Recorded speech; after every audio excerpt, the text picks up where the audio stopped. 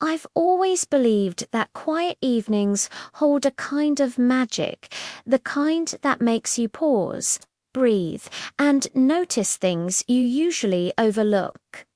Maybe it's the stillness of the house, or the soft hum of the night pressing gently against the windows, or simply the way the world seems to exhale at the end of a long day.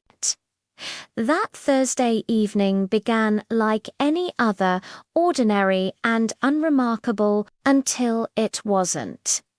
My son Daniel had gone out with his friends, leaving the house unusually calm. With the familiar chaos of a teenager gone, the silence felt strangely loud. I wandered from room to room, tidying small things, thinking about how quickly time had passed, how the years had slipped by almost unnoticed. I was sitting on the edge of my bed, folding the last of the laundry, when I heard a gentle knock on my door. It wasn't sharp or urgent, just soft, tentative, as if the person on the other side wasn't sure they should even be there. My first thought was Daniel, but the rhythm felt different, hesitant in a way that made me pause. "Come in," I called, and the door opened slowly. It was Ethan, one of Daniel's closest friends. He looked uncertain, carrying an air of quiet discomfort. Ethan had always been polite, thoughtful, the kind of kid who respected boundaries instinctively.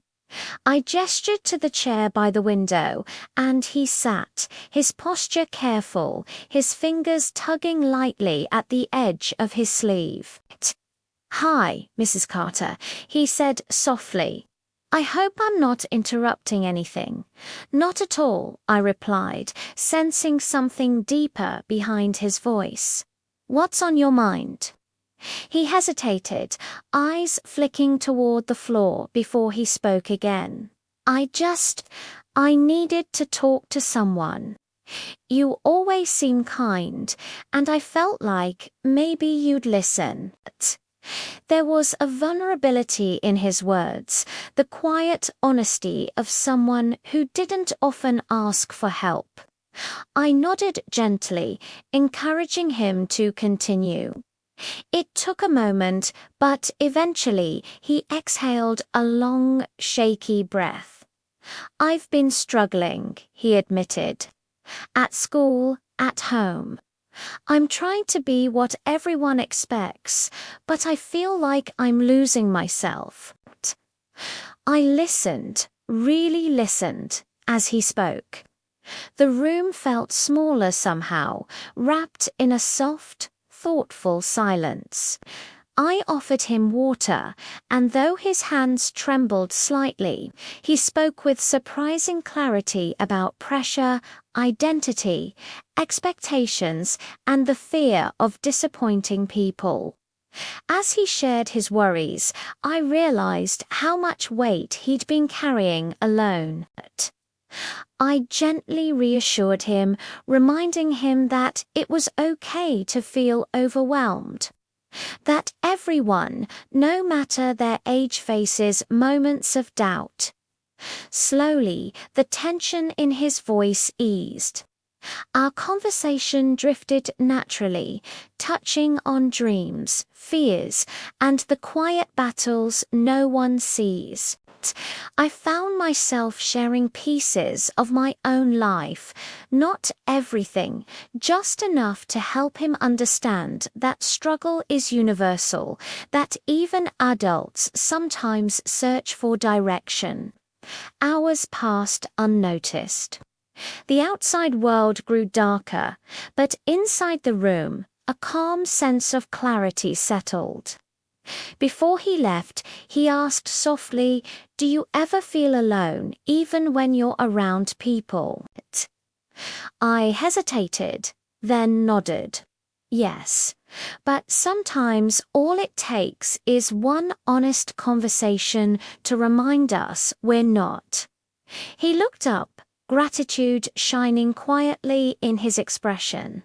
It wasn't dramatic or emotional, just a simple, sincere moment of connection between two people trying to understand life. When he finally stood to leave, he seemed lighter, steadier, as if speaking aloud had freed him from something heavy. "Thank you," he said gently. "For listening, any time," I replied. After he left, I stayed by the door for a moment, letting the silence settle. It struck me how a simple knock had opened a space of understanding, the kind that lingers long after the conversation ends. The next evening arrived with the same soft calmness, the same hum of night settling over the neighborhood. I wasn't expecting another knock, but when it came, tentative and familiar, I felt that same quiet sense of readiness. Ethan stood at the door again, not shy this time, just thoughtful. "I hope it's okay," he said. "I wanted to talk more." I welcomed him in, and we sat in the living room, the atmosphere warm and unhurried. This time he spoke more openly, sharing things he had kept hidden: family struggles, academic pressure, the burden of trying to grow up too fast. I responded with empathy, offering reassurance where I could, but mostly letting him know he wasn't alone. Our conversations that night were steady, meaningful, grounded in trust rather than tension. When he finally prepared to leave, he paused at the door and said softly, "I feel better. Thank you for giving me space to talk." "You're always welcome," I replied, and I meant it. Later, as I sat quietly with my tea, I found myself reflecting on how powerful simple understanding can be. Sometimes all someone needs is a listener, someone who sees them without judgment, someone who reminds them that their thoughts matter. And in that realization, I felt a quiet gratitude for the unexpected connection, one rooted in empathy, honesty, and the shared experience of simply being human.